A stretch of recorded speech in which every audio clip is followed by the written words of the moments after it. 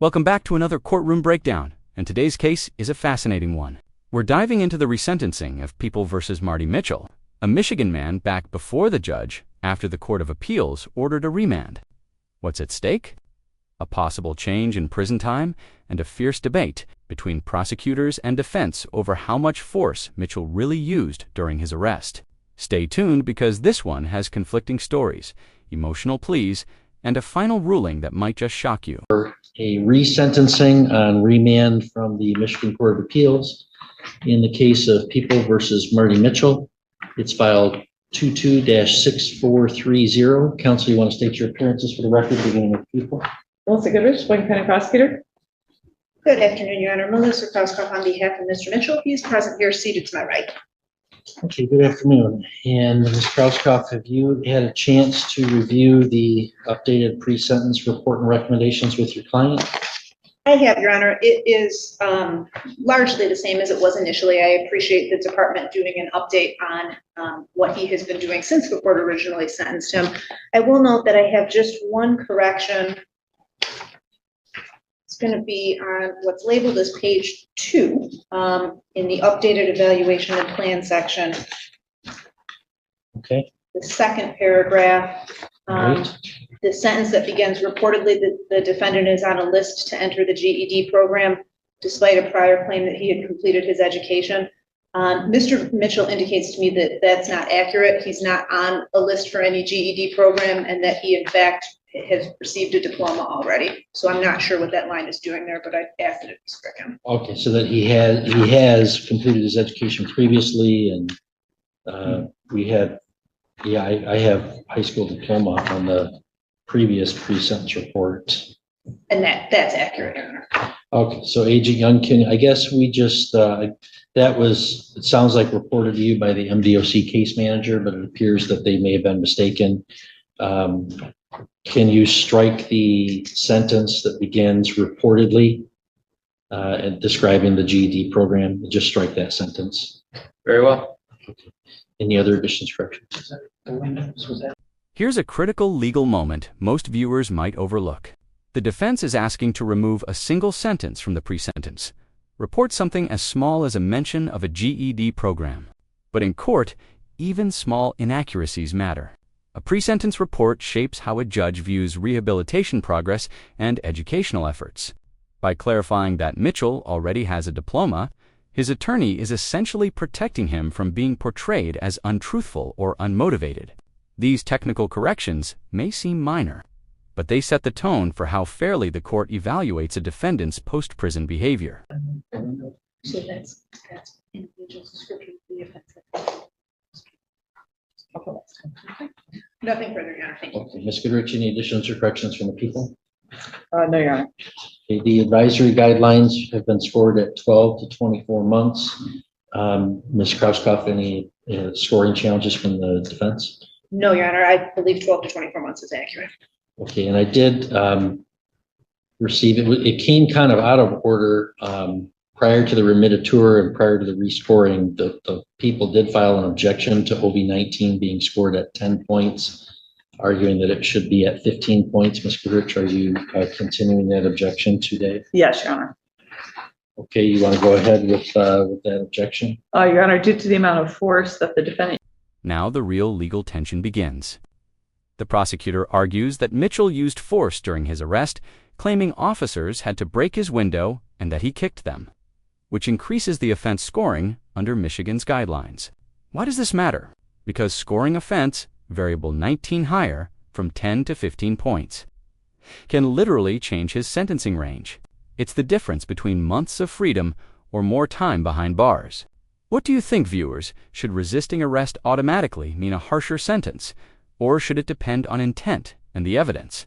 Let us know below. Used that day, he had driven off beyond the officer's commands, and then so they had to pull him over again, and then he refused to get out of the vehicle, rolled down the windows. They had to break through a window and then pull him away from the steering wheel. He began kicking the officers with his legs. Therefore, we believe that OV-19 is properly scored at 15 rather than 10 points. Okay, Ms. Krauskopf, defense response to that objection? Your Honor, I mean, I guess I'll say this. That variable, OB-19 was scored at 10 points on the original sentence in this case. When asked if there were any additions, deletions, or corrections to the guidelines of the original sentencing, the people said no, so there was no objection made at the original sentence. Following the appeal in this case, the people did file a confession of error. The COA rejected it because we didn't quite agree on the remedy, although we agreed that there was an error. But to my recollection, and the prosecutor can feel free to correct me if I'm wrong, but to my recollection, I don't believe that there was anything in that confession of error that said, hey, by the way, this doesn't really matter because we could have scored OB-19 higher than the 10 points. I appreciate that a resentencing opens things back up, but I will, I guess, just put on the record that I don't love the idea of that variable being scored now when the people had an opportunity to correct it previously. It feels a little punitive. And so I'll just place that objection on the record. Okay, thank you. A remand for resentencing does reopen all issues for resentencing, and I've seen sometimes where then the defense has objections that they didn't have previously. As long as, I guess, if it had been presented and argued in the Court of Appeals and there was an adjudication on the issue, it of course would be law of the case and we wouldn't be able to reopen it, even if they're, like if they hold that something was improperly scored and they send it back for resentencing, we can't just, that scoring is locked in by the Court of Appeals decision. Here, the Court of Appeals remand was that I failed to, and upon review of the sentencing transcript, they're absolutely right. I failed to articulate any reasons at all for the extent of the departure. So a remand was certainly appropriate. But there was nothing about the scoring guidelines. So I think that's not bound by law of the case. It is open. It does reopen all those issues. The prosecuting attorney has briefed the question, and OB-19 can be scored at 15 points when there's been the use or threat of force to interfere with the administration of justice. And here the evidence does show that Mr. Mitchell did use force and the threat of force in his interference with the officers' obligations that day, including actually forcibly kicking them. So based upon that, I would score OB-19 at 15 points, which makes the total OB points 50 rather than 45. And I think that does bump the OV level from 4 to 5, and the range then from 12 to 24 to 14 to 29. So any objection to my arithmetic or range calculations from the defense on that? No, Your Honor, I'll just, for Mr. Mitchell's benefit, I'll just note my objection to the court scoring OB-19, but I think the court has done the math correctly based on the way the court's going to score it. Okay, thank you. That issue is preserved. Ms. Goodrich, have I identified the new guidelines as pursuant to your objection? Yes. Any other scoring challenges? No other scoring challenges. All right, thank you. Ms. Krauskopf, anything you want to say on behalf of your client? Your Honor, the court can take post-conviction behavior into account. That is People versus Fields. And so I will note that at least from the update that we have here, he's been doing well in prison. You know, one minor misconduct for out of place is really certainly very far from the worst thing that I have seen. The report reflects that he's quiet. He's not causing anybody any problems. He's completed a program. He also informs me that he's being treated for glaucoma and severe migraines while at the prison. He was working in the kitchen, but has had to stop due to the health issues that he has been suffering. He also suffers from severe progressive degenerative disc disease, so he does have a... This is where the defense plays its strongest card: mitigation through behavior and humanity. His attorney reminds the court that, since being incarcerated, Mitchell has stayed out of trouble, completed programs, and is dealing with serious medical conditions like glaucoma and degenerative disc disease. In legal terms, this is called post-conviction rehabilitation evidence, proof that someone has changed while serving time. The defense is asking the judge to weigh these improvements when deciding the final sentence. It's a powerful appeal to compassion, but as we'll soon see, compassion may not outweigh history. A host of health problems, but otherwise it appears that since he has been sentenced, that he has been keeping his nose clean, so to speak, in prison and doing the best he can to avail himself of programming there. I would just ask that the court consider all of that and sentence him within the appropriately scored guidelines. All right, thank you. Mr. Mitchell, it is not required that you would make a statement here today, and if you elect not to, I don't hold that against you in any way. You also are allowed to make any statement you wish to me today. Is there anything you wish to say, sir? You can say that. Respectfully, and I understand that there was a narrative, but there's also a police report. I got out of the vehicle on my own. There was no broken windows. Nobody broke my windows. I never kicked any officers in my truck. I got out, a dog grabbed a hold of my ankle, and it was noted in the medical report that there was 4 puncture marks on my ankle. I fell back. I grabbed a hold of the steering wheel to keep from falling, and the next thing I knew, 2 police officers had a hold of my legs. And I says, please hold on, stop. You're gonna hurt me. And they stopped. And they helped me out they pulled me out of the truck. And I let go of the steering wheel and they pulled me out of the truck and there was no fighting or nothing. I was not kicking these guys. I just fell back and I grabbed a hold of the steering wheel to keep from getting hurt. Nobody ever broke my windows. When they towed my truck, that the tow truck driver would know there was no glass cleanup or anything like that, sir. And they walked away, and the only reason I called them officers to the truck, I just asked for their supervisor. I drove my truck 120 feet out of an intersection into a parking spot, which the police officer wrote in the statement that said that Mr. Mitchell got aggravated because he didn't have insurance, and he asked if he could drive his truck to where he could have some light. I have glaucoma, I can't see, I'm 65% blind in this eye. So I didn't have any light in my... This is the emotional center of the hearing. Mitchell takes the stand not to argue the law, but to show his human side. He talks about misunderstanding, denies being violent toward officers, and shares his struggles with blindness, PTSD, and being separated from his daughters. It feels raw and emotional. But in court, emotion does not always mean truth. Judges look for consistency, proof, and real remorse. So, what do you think? Is Mitchell taking responsibility or trying to gain sympathy? Asterisk. Phone was underneath my brake pedal. So just trying to say that I was trying to be respectful. I never kicked anybody and they never had to break any of my windows. That's obscene to me. I would never do that to officers. I've always my whole life tried to be as respectful as possible. I could ever be. And when they arrested me, I put up no fuss. When I got put on PR bond, you put me on PR bond, I had to report every day to the drug court and make myself available. Now, even though I was on probation already with Isabella, I made myself available to the court every day.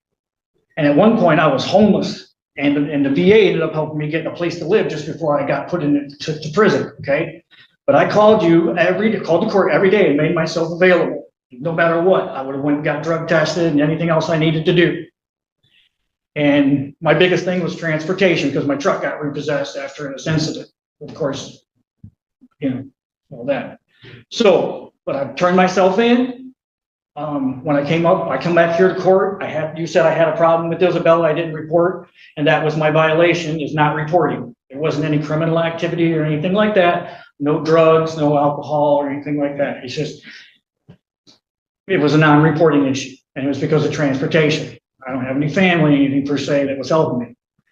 But I was able to get a ride up here, and I turned myself into you and being respectful to the court, and especially to you and everybody, because I didn't want to have any more extenuated problems than I'd already had in my life. I got divorced about 10 years ago, and my life went downhill ever since. And I've tried to keep my crap together, but it's been hard. I am a veteran of the Army. I do have some PTSD, and I've had some emotional and mental issues. And I've done my darndest to try to take care of things the best that I can, but I realize that I need help. And through the process of being in prison, I've gone through a really good program that's helped me that way. And I've got counseling for the PTSD. I've got counseling for being able to deal with others. And that's been my biggest problem, is expressing myself properly. And that's like before, when I was here in court, I tried to say something to you and I couldn't. I just started crying. Well, that's part of working on me. And that's what I've really been able to do since I've been here, or since this last year and a half. Now, when I was on bond, my 15-year-old daughter, I got two minor daughters, tried to kill herself. She lives in Fort Wayne, Indiana. My 13 and my 15-year-old daughters want to come and live with their father because they've been being abused and they can't seem to get away from it. And they need their father. And I've been trying really hard to keep myself together and take care of my necessary problems. Anything that I've had to take care of, I've been trying to take care of it as best I can.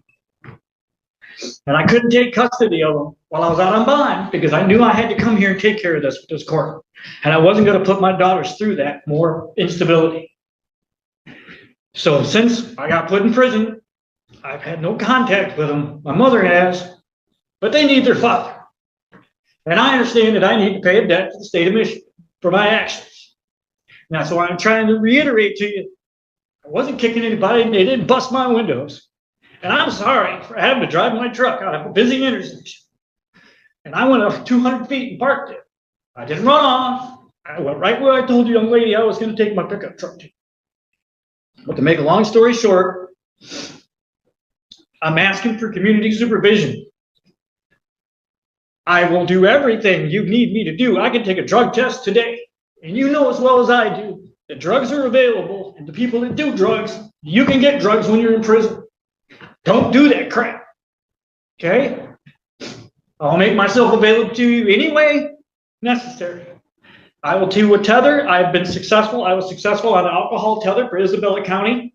I can pay that. I have a CDL Class A with tankers. I've been a driver for over 21 years. I've had no issues ever as a driver, ever. No tickets, nothing. I can still work. I have bad issues with my back, but I can still work. I want to pay your fines off, and I want to be able to take care of my girls. Thank you. Thank you, Mr. Mitchell. Ms. Goodrich, recommendations from the. Thank you, Your Honor. The defendant is 55 years old with 3 prior felonies and 12 prior misdemeanors. In 1991, he received his first impaired driving. In 2003, he had endangering a person while driving intoxicated. Then in 2021, he had operating while intoxicating third in Isabella County. While he was still on probation for that OWI third, he had a failure to appear and then also incurred the OWI third here that he's been sentencing on. And then while on bond for the OWI third here, he committed a malicious destruction of personal property, it looks like, in Hillsdale County. In the PSI, I was disappointed to read that he still believes there was no reason for the police to bother him that day. He seems to lack the insight and the severity of the public safety risks of his behavior and his choices over the years. I would ask the court to uphold the previous sentence of 3 to 5 years. Thank you. Thank you, Mr. Mitchell. If you please stand for the court sentence. Well, in this case, Mr. Mitchell has a notable criminal history. As the prosecutor noted, in 1991, in impaired driving with open intoxicants in Hillsdale, he violated probation and failed to report to jail when ordered to do so. 1995, a felony larceny in Hillsdale, 3 years probation. While on that felony probation, he caught 2 additional charges, marijuana conviction and a domestic violence conviction. And then while on misdemeanor probation for one of those, he caught a couple more cases, disorderly person and a DWLS, although some of those are not serious crimes. This shows a history early on of Mr. Mitchell violating probation and committing crimes while on court supervision. Then in 2003 in Indiana, he has an OWI endangering a person and high BAC. He's given probation again. He violates probation and then does 330 days in jail. Again, showing that he doesn't comply with attempts at probationary sentencing seeking rehabilitation goals. He had a period of time with somewhat less criminal activity. In 2006, a disorderly person. In 2012, a domestic violence charge was dismissed. And in 2012, a felony non-support in Indiana, for which he was placed on 4 years probation. And some other charges were dismissed in 2012, 13, and 17. So there was a period there where there wasn't anything that would be particularly alarming to the court, a disorderly and a felony non-support. Then in 2020, he has a OWI third felony in Isabella. While he's on bond for that, he's convicted for lying to a peace officer. He gets 5 years probation for the OWI, violates the probation. And then while on probation, he catches this case, another operating while intoxicated. And then in 2023, he failed to appear for the violation for catching the new case, and a bench warrant was issued. So this case was on. This is the part where the gavel of reality hits hardest. The judge meticulously lays out Mitchell's 30-year criminal history, multiple drunk driving convictions, probation violations, and repeated offenses while under supervision. Legally, this shows a pattern of recidivism, meaning the justice system's previous leniency hasn't worked. Even though the judge acknowledges Mitchell's good behavior in prison, he emphasizes the lack of responsibility and denial of substance abuse. It's a striking reminder of how the courtroom weighs redemption against risk, a man's good year behind bars versus decades of bad choices. Asterisk, asterisk. August 21st of 2022, still the fact that just jumps out in this case is that while Mr. Mitchell is on probation for felony repeat OWI, he commits another OWI. And he drove off from that traffic stop and actively and physically resisted police officers. His version of what happened that day does not appear to be consistent with the documented events of that day. His plea resulted in a significant benefit to him. Several R&O charges, which could have resulted in discretionary consecutive sentencing, were dismissed. A habitual fourth notice was dismissed. As noted by the Court of Appeals, the guidelines could have been as high as 58 months with consecutive sentencing possible if he was convicted on the charges. And the max would be set by the court. Statutory max for HAB 4 for that would have been up to life. And then while on bond in this case, which is drunk driving while on probation for drunk driving, while he's on bond for this case, he caught a new charge for a misdemeanor malicious destruction of property in Hillsdale County. You know, most folks make it through life without that kind of 30-year track record of crimes and crimes on probation and crimes on bond. And that history supports the conclusion in the PSIR, quote, in reviewing the defendant's overall history, it is found that on multiple occasions he has been convicted of new criminal acts while under supervision and has a history of non-compliance while on supervision. So what's the defendant's response to that state of affairs? Really just to blame everybody else. He says even today that the criminal justice system, in the PSI, he says the criminal justice system has mistreated him. The police had no reason to bother him on the day of the traffic stop. He even goes so far as to say he doesn't have a substance abuse problem. Well, you're convicted 4 times of drunk driving. I don't know why you don't think that amounts to a substance abuse problem. So it shows that he still, as the PSIR indicated, quote, this defendant clearly does not take responsibility for his own actions and behavior and has no respect for the criminal justice system. His behavior in prison does not appear to be problematic. That's a mitigating factor. There's only one misconduct, which really doesn't seem like a major issue. And the case manager from the MDOC says he doesn't present difficulties, keeps to himself. But his recent statements during the PSI process, and frankly, even his statements today, were all, it's understandable that somebody in his situation would try to plead and bargain with the court for something lesser. But other than disputing the facts of the case, that's all he did. Dispute what happened and plead for leniency or some different treatment. Nothing in there other than saying he's got to pay a debt. Nothing in there about what he did that was wrong, and remorse for it, or acknowledgement that maybe part of the problem. I mean, if in several different counties and states and courts, you get all these convictions, maybe the common denominator, Mr. Mitchell, is not the criminal justice system. Maybe the common denominator is you and your behavior and how you respond in society, how you use substances and drive when you're using substances. So I think all of this shows that Mr. Mitchell still has not internalized any corrective attitudes that would show progress toward any rehabilitation or reduction of risk at reoffending. The advisory guidelines are scored at 14 to 29 months.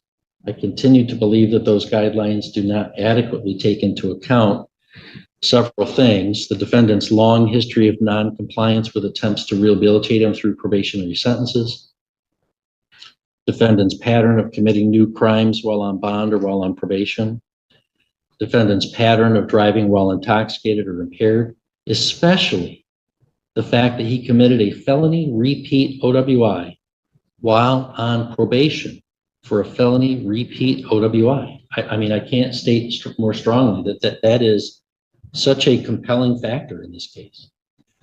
Also, the significant reduction in the dismissal of the fourth habitual and discretionary consecutive R&Os, as the Court of Appeals acknowledged, that's a valid reason, as well as the defendant's continued expressed contempt for the criminal justice system and refusal to take responsibility for his own substance abuse related criminal activity. These are all reasons taken together or individually that would justify a departure from the advisory guidelines. And indeed, the Court of Appeals affirmed my prior decision that a departure was warranted. But I did wholly fail to explain the reasons for the extent of the departure given. So let me do so today. A proportionate sentence in this case would require a significant incarceration component, especially given the failure of past rehabilitation sentences to deter or correct defendants' criminal behavior. In fact, with 3 prior felonies, 3 prior OWIs, a prior OWI felony, and committing this felony OWI while on probation for felony OWI, a truly proportionate sentence might be more than I could legally give. Given the dismissal of the habitual notice, the statutory maximum is 5 years or 60 months. And under the 2/3 rule, sometimes called the Tanner Max, named after a case establishing that rule prior to the statutory guidelines, which do incorporate that same rule, the highest minimum sentence that I can give can be no more than 2/3 of the maximum. I failed to explain last time, but that is exactly what I intended and what I intend today. That the maximum sentence I could give would be 40 months to 60 months in prison. And there's a good argument that such a sentence would be proportionate here for all the reasons I described. Well, I mean, I didn't give the 40 months, and I'm not doing that. I certainly believe that 3 years in prison, I stated that very awkwardly. Let me just back up. I think there's an excellent case to be made, given the history I outlined, that a truly proportionate sentence, if I had the benefit of more habituals or any habituals, would be far greater than what I would impose today, what I'm able to impose today. I think there's a very good argument that the Tanner Max of 40 months is certainly proportionate. And I even come just a hair down from that. And there it is, the final judgment. Marty Mitchell is sentenced to 3 to 5 years in prison with credit for time served. Despite emotional pleas and medical challenges, the judge determined the prior leniency didn't change his behavior, calling his sentence proportionate to his record. This case highlights the delicate balance between mercy and justice, accountability and empathy. If you found this case as shocking as we did, make sure to hit that like button, share your thoughts in the comments. And subscribe for more jaw-dropping courtroom breakdowns. Because in the world of justice, every word, every reaction, and every ruling tells a story.